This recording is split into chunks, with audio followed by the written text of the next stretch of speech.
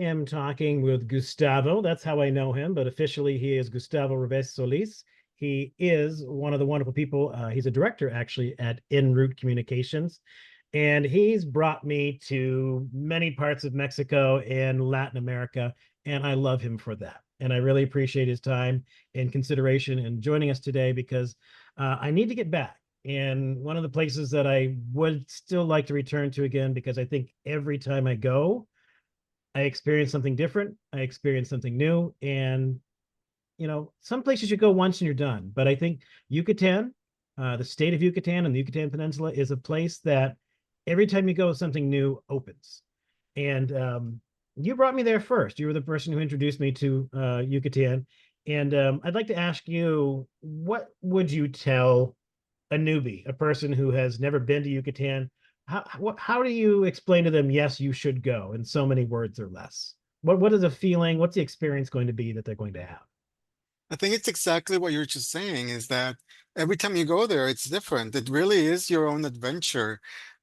It's not a big state. It's one of the smallest states in Mexico. I would say it's about the size of Connecticut. It's quite small. So just going through it is very easy.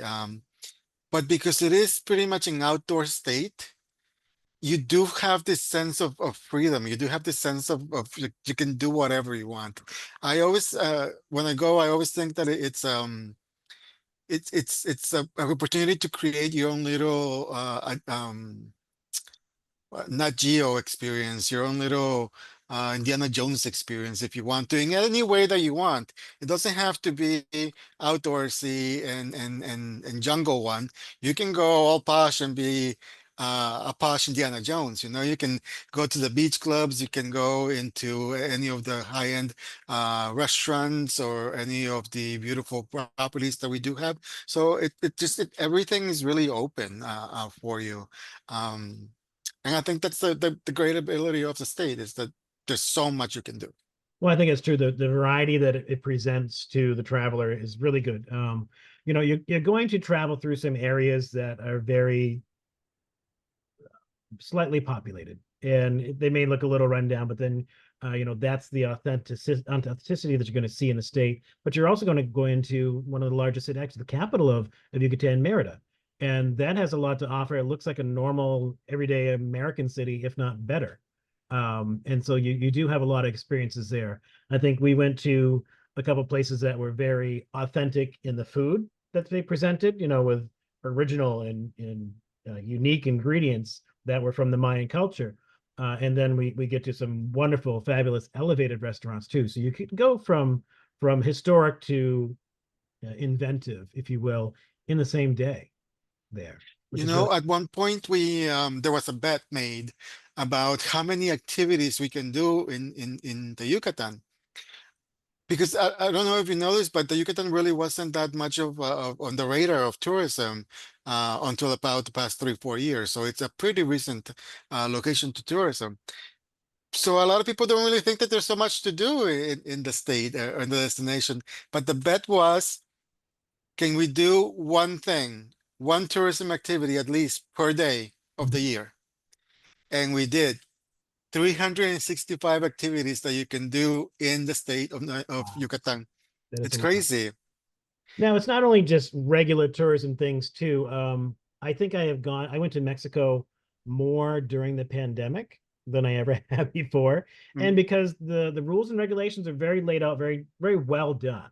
And now that the pandemic is no longer with us, I think it's even easier to travel. But because travel is increasing, LGBTQ travel is increasing as well. And they have a pretty good figurehead in Yucatan, Michelle Friedman. She's a minister of tourism in Mexico. I think she started in 2019. And so she's been increasing, the take and the scope of queer tourism, if you will, in Yucatan. And can you talk more about that? Yes, Michelle, she's family. She's been out. She's practically the first and only out Minister of Tourism in Mexico. So very proud to be able to work with her because that is a topic or a segment that we wanted to push from the beginning. I remember having the conversation when we first started working with her, and that was what came up. We were like, what can we do? What can we bring? Because before her, gay marriage had been going through the Congress in the Yucatan 3 times. They had not passed. It wasn't a priority at all. And as soon as she came in and we started doing the LGBT, the queer campaign for the state, it just boom, it was particularly part of it. Tourism offerings like beach clubs, as I mentioned before, the hotels became very queer friendly. They were going after, they became IGLTA members. Um, there was a lot of work that was done to be able to embrace and welcome the LGBTQ community. So we can see that the results now. I mean, there's a tour operator that's been there for a while, Merida Gay Tours. At the beginning, I would say about 3, 4 years ago, they only had one small tour. And now they have, I just saw them right now a couple of minutes ago, and they have 5 tours in Yucatan. I think Merida Gay Tours, that's one of the managing directors is the former Mr. Gay Yucatan himself, Yes, Ricardo Contreras, and Ricardo, yes, he's very pleasant to be with. he is. He is. And I enjoyed that. I enjoyed And he's meeting. nice on the eyes. He's very nice. He's nice on the ears too. Sometimes you just get lost listening to him, even though you don't speak Spanish. He speaks English too, but it's very nice. Um, I've been to Merida, I think 3 times itself, Yucatan maybe 4. And I've met him on, I think, the 3rd trip there. And I loved meeting him on the 3rd trip because like you said, it's a different experience. We said a different experience each time. And I was like, you know what? I need to see more gay stuff.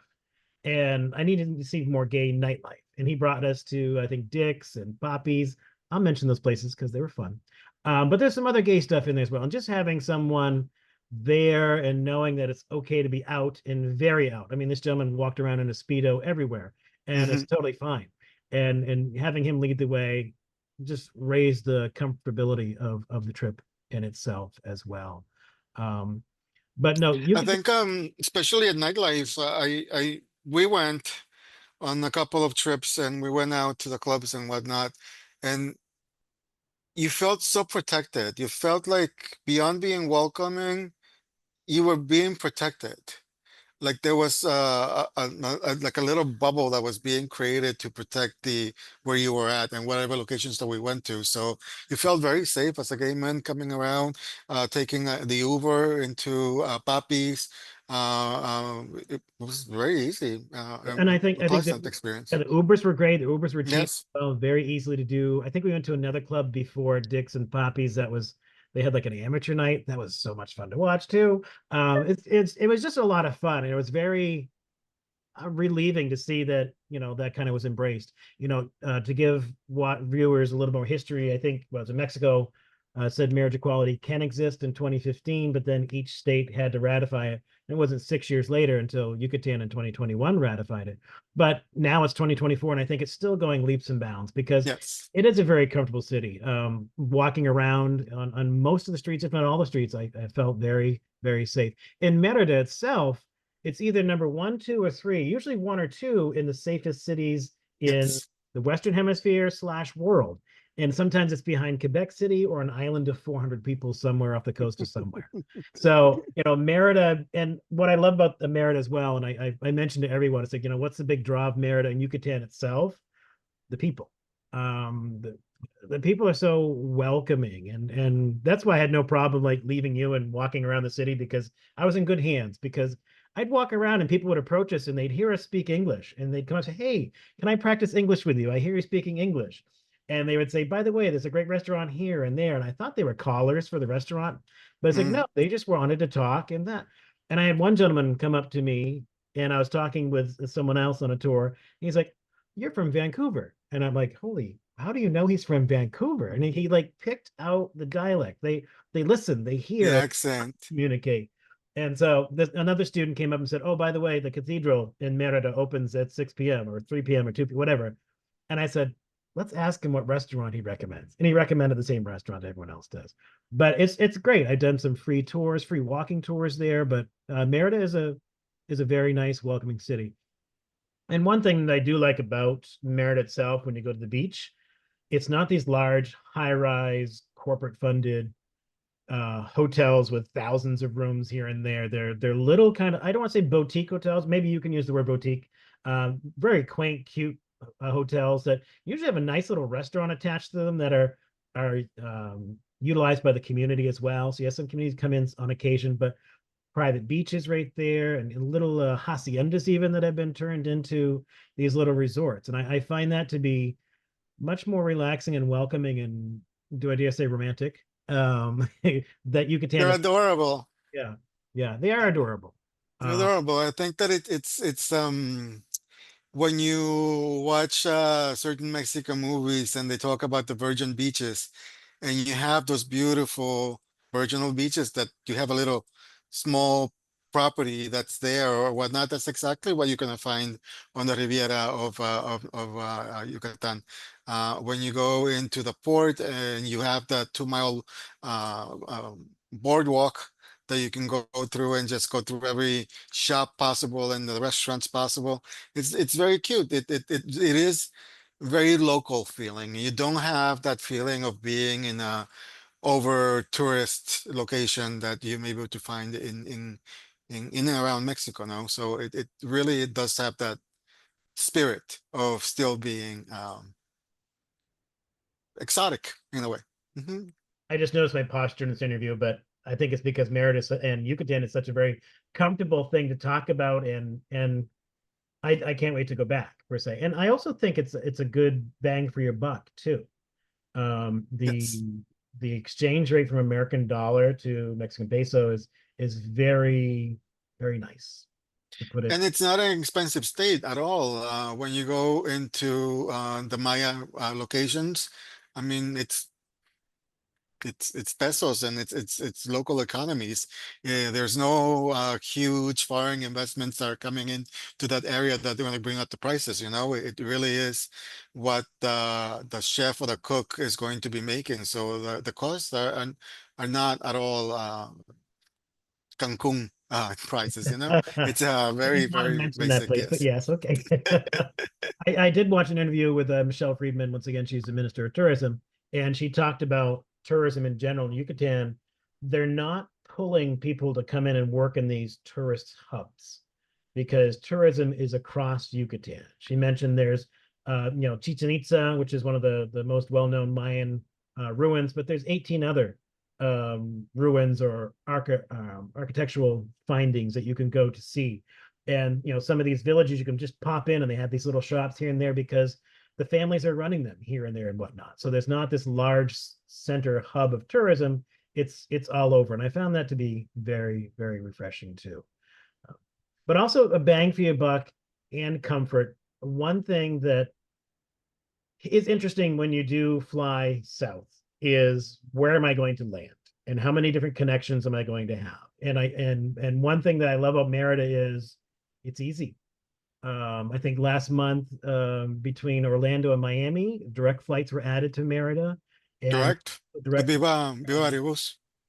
there's, Hmm. there's direct flights to from LA, New York, Chicago, San Diego, Dallas, and they're all right to Merida, correct? Or is it Merida and Cancun? Right into Merida. Right into Merida. It is. We've been very lucky, actually. The interest from the public has been reflected by the interest by the airlines. So we went up about actually 200% Wow. from when we started the campaign 6 years ago to what we're doing now. It's 200% of increase in flights coming into Merida. Now to be very MID. go sorry, go ahead. MID is the airport. MID. Okay, I'll type it in. MID. I'll be very transparent. You talked about a campaign. You run a PR company or work with a PR company. Um, and you have a contract to promote Merida, but Correct. it sounds like it's very easy to promote that as a queer destination. But you also do you do just queer destination aspects of it, or is all? Every campaign that we do as en route has to have an LGBTQ part of our campaign.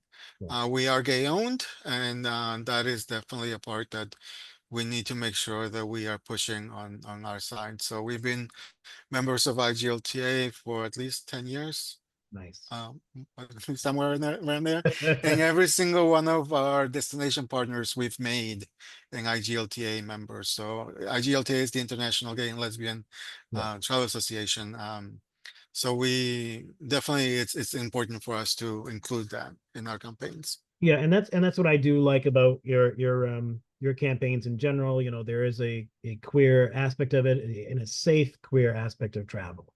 And I don't want to say I don't need you to go back to Merida, but Merida's But we want to. I always need you. But I don't think I need to have my hand held by you in Inner Communications to go back to Merida because it is that easy. Yes. Yucatan is that easy. And it just got a little more easier with I think they completed the Maya train. No, yes. Yes. So the Maya train is a federal entity. So we don't really have much information on it, but it did start from Cancun all the way across the Yucatan to Campeche. So there is one line available right now. And that's a 9 hour train ride. It's a long train ride. It's like I think American ticket started off at $166, Yes. but that 9 hours is a long time. That's probably getting you from Southern Florida to probably almost DC, possibly in a train ride. But or maybe just Georgia. We'll see. But it's a long train ride and it's worth. I haven't done it yet. I've been very fortunate enough to do different things across Yucatan and hired some great guides to go there. And once again, like I said, the people are very welcoming and kind, and they'll help you get around. But are you going back soon? Do you know? Yes, hopefully by the end of this year we'll go back. No. It's just uh, it just brings a different angle, a different side of personality of mine. So it's cute. I like it.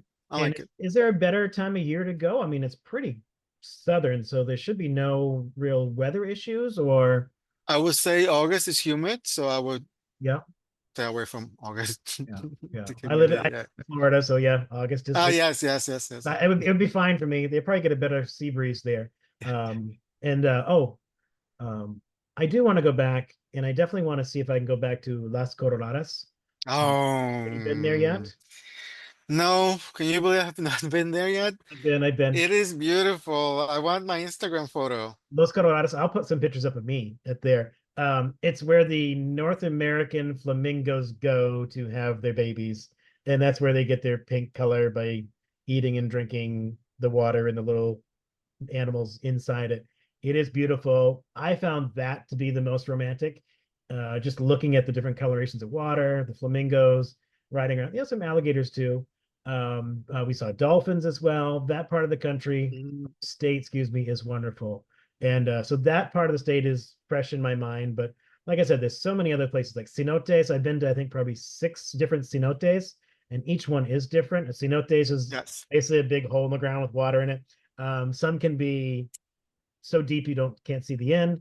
Others are lit up at night and yeah, or during the day. But I find that Yucatan, and Merida, and cenotes and Las Coloradas, they're very special because they do call you back. It's not like a one and done thing. You Mhm. can go back and explore and try new again and again. So, so you're coming at the end of the year, so I should be getting an invite for that. Is that what you're Yes, let's go. Let's do saying? that and let's do the train and see how it goes. What have you not done in Merida that you do want to go besides Los Coloradas? Coloradas is definitely on top of the list. I Putting want to do a foodie tour. I want to just go and eat. There's so many restaurants, so yes, many restaurants. It's just incredible. So definitely want to do that. And there's been a lot of really great gay clubs opening up. For the past, I'd say within the year, there's been a lot of really great gay clubs even opening more. up. So even more, yes, yes, Yeah, because yes, the yes. first time I went was back in 2012 or 2020 or so, and there weren't that many. I didn't even think there were any per se. The No, pandemic, I those think the three. pandemic did shut a couple down, but then a couple opened during. So that's good that there's a little more vibrancy there. Yeah, So Copapis was closed for a little bit, and then I think they just reopened. yeah. But there's a lot of rooftop bars that are opening up. Okay. La Catrina, La Calavera, I think it's called. Oh, Catarina, So we new places, went to yeah. that one, I think. The one with the big mural in the back wall. Right Yes, there. That was beautiful. Yeah, but yes. the nightlife is different. I mean, we went to a wonderful drag show at Dick's, and they have dancing as well. Very nice venue. Poppy's is more. clothing optional for the employees. Uh, and so that's been a No lot. cameras allowed. We actually, our flight, something happened in Houston. I think we were flying back before all these new flights have come up. We had to go a different flight, and our flight was delayed by like 20 hours. It wasn't canceled, it was delayed. So we, since the economy is so great for the American dollar, we said, okay, we'll get a hotel. We'll get a hotel near Poppy's. And that's what we did. We got a hotel near Poppy's. They had a beautiful rooftop restaurant, Japanese restaurant. Hmm. And then Poppy's was right around the corner. And it wasn't a worry. It wasn't like, oh my God, I'm stuck here another day. It's like, okay, I'm here another day. My And benefit. and that's what Yucatan does. It kind of puts you at ease, puts you relaxation, and I'm happy it's a great spot that now we can travel to much easier as well. So, well, we'll have to touch base again with other places, but thank you for talking about Yucatan, the state of Yucatan, and tourism, and the ease of getting there, and how great it is to be LGBTQ there. Thank you for having us. All right, thank you, sir. Talk to you soon. Talk soon. Bye bye. Bye.